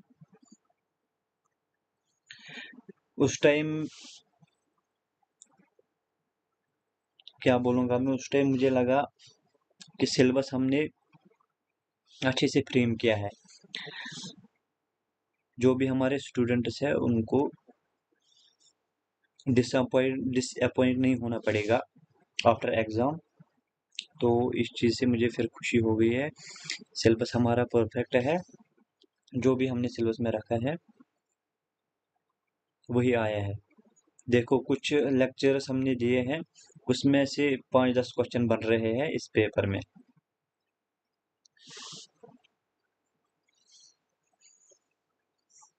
सोहेल सर ही अच्छे से पढ़ाएंगे। हाँ, यहाँ पे सबको पता है जियोबैसिलस स्टीरोथर्मोफिलस ये इंडिकेटर होता है ऑटोक्लेव के लिए। अब यहाँ पे क्वेश्चन आता है, क्वेश्चन आया नहीं है बट ये मैंने सेट करके रखा है। जो ईटीओ स्टीरिलाइजेशन होती है वहां पे हम कौन सा इंडिकेटर यूज करते हैं, कौन सा बायोलॉजिकल इंडिकेटर? ऑटोक्लेव में जियोबैसिलस स्टीरोथर्मोफिलस आ गया, बट ईटीओ में क्या? ईटीओ में कौन सा यूज करते हैं हम, याद रखना है। आपको एक वर्ड याद रखना है, बैसिलस। अगर बैसिलस मिला तो, अगर बाकी सारे ऑप्शन में बैसिलस नहीं मिला तो ये टिक करना, अगर पता भी नहीं होगा। अब अगर सारे ऑप्शंस में बैसिलस दिया है तब आपको क्लियरली एग्जैक्ट पता होना चाहिए। बैसिलस एट्रोफियस, हाँ बैसिलस एट्रोफियस, ठीक है। ये हम ईटीओ के लिए बायोलॉजिकल इंडिकेटर यूज करते हैं और ड्राई हीट के लिए भी यही यूज करते हैं। ड्राई हीट के लिए भी यही बायोलॉजिकल इंडिकेटर यूज होता है। पहले होता था बैसिलस सबटिलिस, अब यूज करते हैं सेम यही। और रेडिएशन भी एक टाइप की स्टीरिलाइजेशन होती है, आप ओटी में अच्छे से पढ़ोगे तो। इसमें होता है कौन इंडिकेटर, बायोलॉजिकल इंडिकेटर कौन सा होता है इसमें, बायोलॉजिकल इंडिकेटर कौन सा, बैसिलस प्यूमिलस, PUMILUS, ओके। यहाँ तक क्लियर।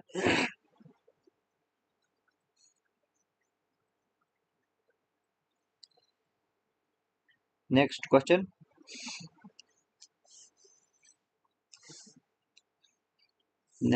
है laminar air flow function. OT OT का क्लास जो पहला था वो किसने दिया था, जिसमें वो पढ़ा था लैमिनर फ्लो।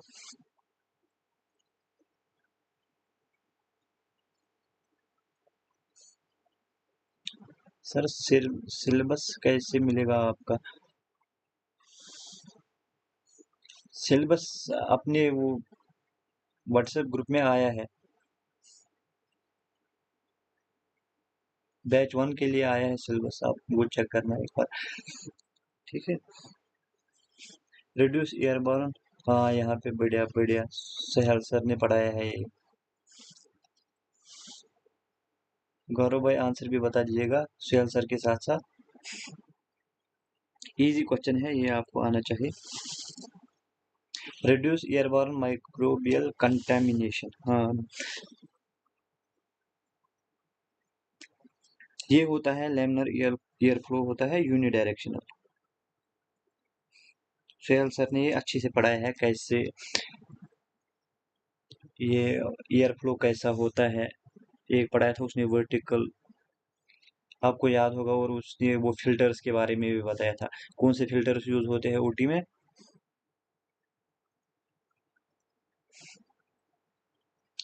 हिपा फिल्टर्स, ठीक है। देखो ये भी क्वेश्चन बन सकता है, हाँ वर्टिकल एयर फ्लो पढ़ाया था उसने। चलो इस क्वेश्चन पे हम ज्यादा नहीं देखेंगे। हाँ इंसिजन्स भी हमने सिलेबस में रखा है, तो इसका भी सुहेल सर देख लेंगे, तो इसके लिए वो अलग से क्लास लेगा। ये पर फिल्टर्स, ठीक है। देखो फिर भी हम यहाँ पे थोड़ा डिस्कस कर लेंगे। इंसिजन यूज्ड फॉर एपेंडेक्टोमी, ठीक है। साइज भी बताया है ये गौरव भाई ने, 0.3 mm। McBurney's incision most commonly used, MC Burney's incision.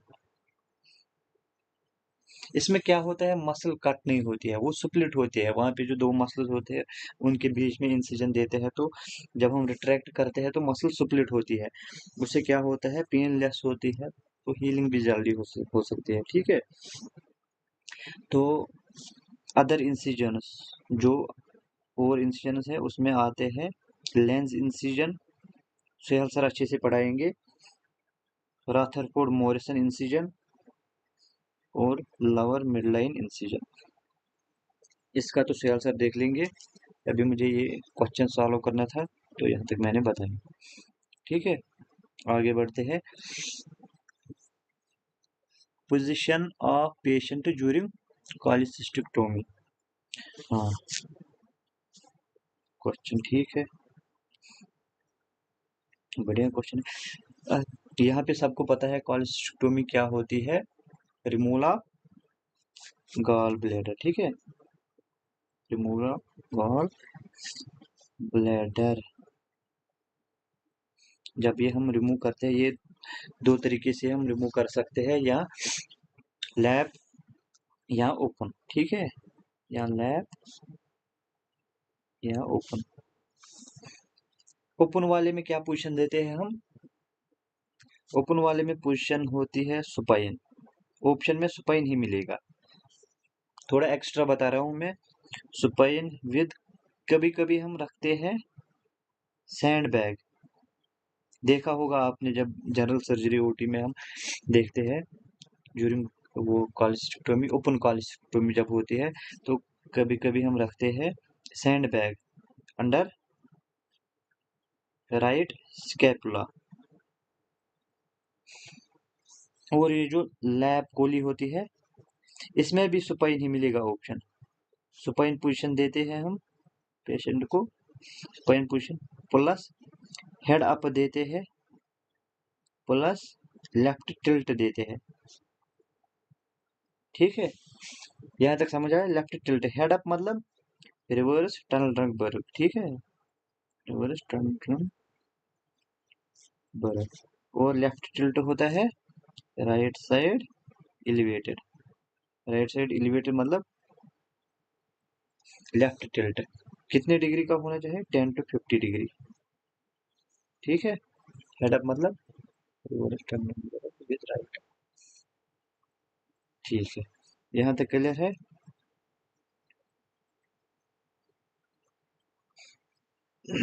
देखो ये जो पेपर है, यहाँ पे मिक्स है, एक सीआरई में हमने देखा था,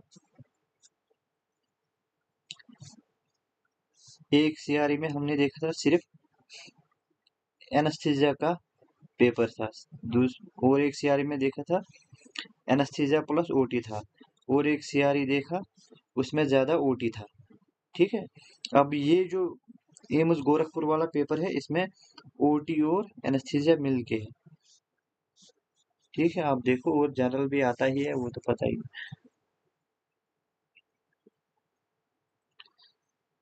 position of patient during cholecystectomy ये हो गया। उसके बाद क्वेश्चन आया है removal of gall bladder is called, ये हमने ये भी देखा है, ये क्वेश्चन भी हो गया है।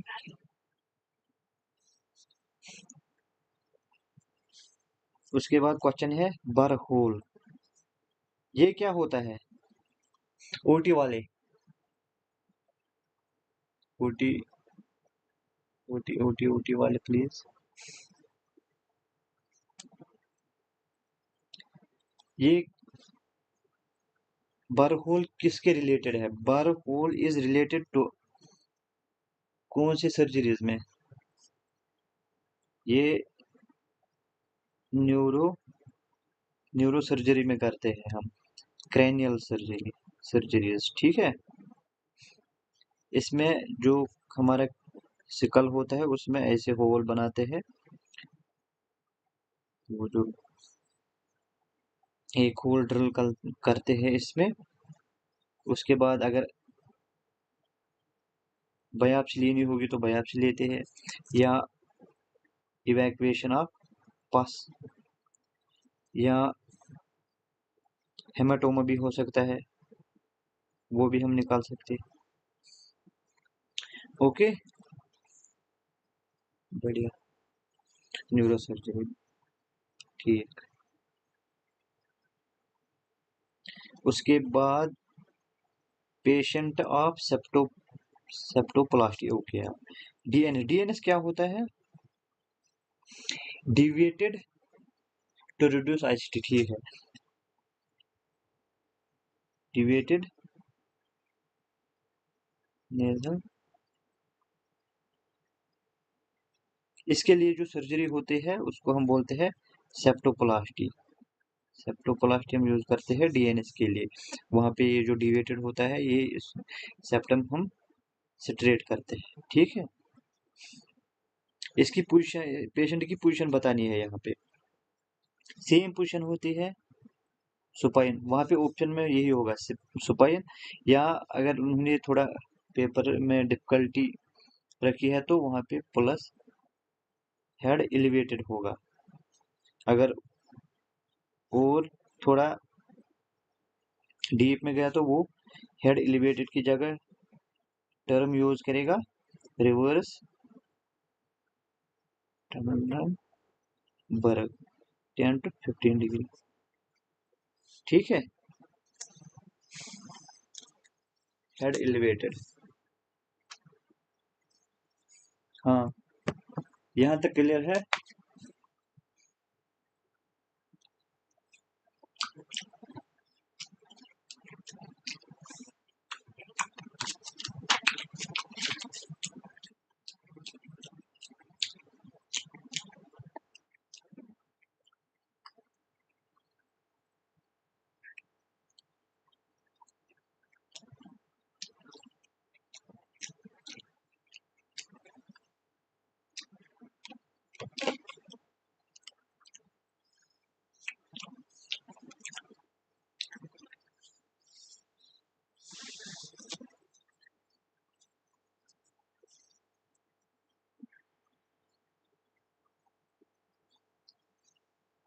चलो यहाँ तक क्लियर है। यहाँ से हम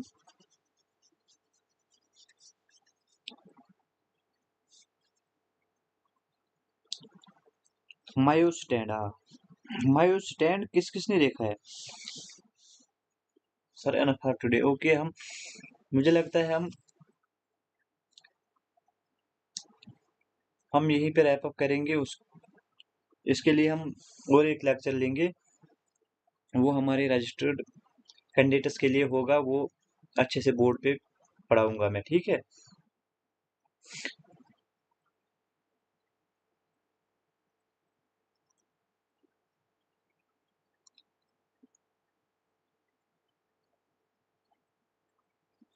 यहाँ पे हम वाइंड अप करेंगे, जो रह गया वो हम कवर कर लेंगे नेक्स्ट क्लास में।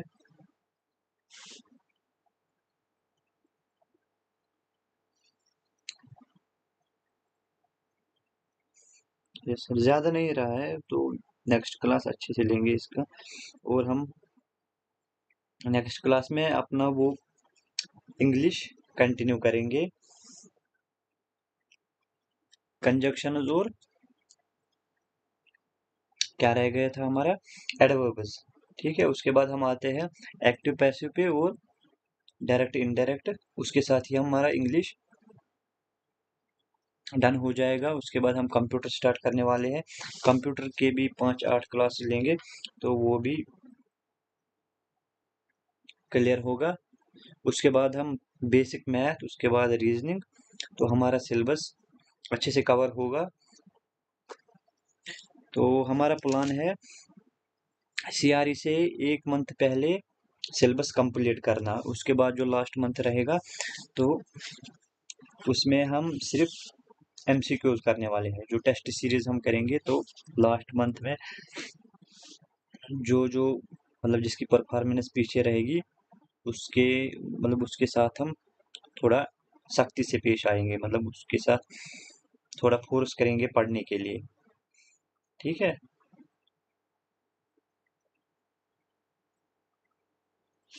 हाँ, अभी तो जितना पढ़ाया है इसमें से 5-10 क्वेश्चन आए हैं, बट जो हम पढ़ाएंगे तो सीआरई में देखना, मुझे लगता है मतलब जो हमने सिलेबस रखा है बनाया है 80 प्लस क्वेश्चन तो हमारे सिलेबस में ही आएंगे, 80 प्लस अराउंड 90 भी।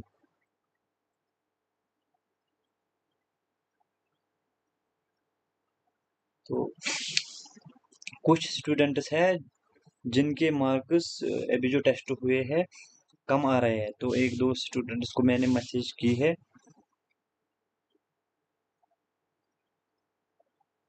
तो उसका रेस्पॉन्स उनका रेस्पॉन्स आया है कि हम इम्प्रूव करेंगे।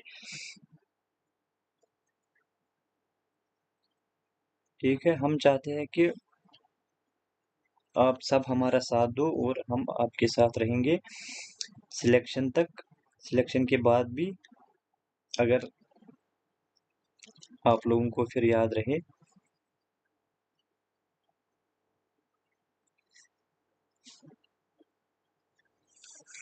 Thank you.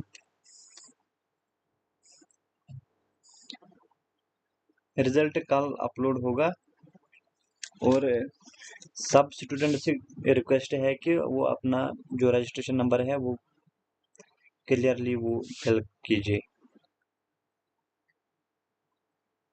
कुछ स्टूडेंट्स है वो ऐसे हाफ या नाम लिख के क्विज अटेंड करते हैं तो फिर उनका वो मार्क्स नहीं आते हैं, वहाँ पे डिफिकल्टी होती है उनको इंक्लूड करने में। थैंक यू गौरव भाई। So we are closing our lecture. We will continue in next lecture. So thank you जुड़ने के लिए। अगर किसी को डाउट है वो कमेंट बॉक्स में प्लीज एक बार लिख लीजिएगा।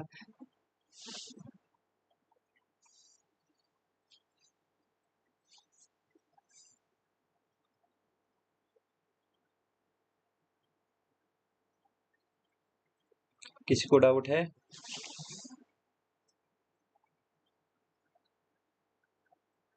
इस वीडियो का रिकॉर्डेड लेक्चर हमारे आपको मिलेगा, मतलब रजिस्टर्ड कैंडिडेट्स को मिलेगा।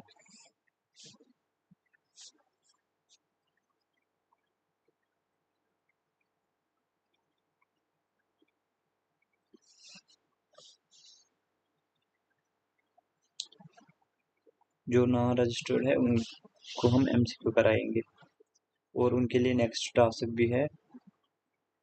उनको भी रिक्वेस्ट है कि प्लीज़ जो हम टास्क देते हैं उनको अच्छे से फॉलो करना है, तो उनको साथ साथ रिवाइज करना भी है। हम चाहते हैं आपकी भी सिलेक्शन हो, हमारी भी सिलेक्शन हो। ठीक है, हमारे मतलब हमारी स्टूडेंट्स की।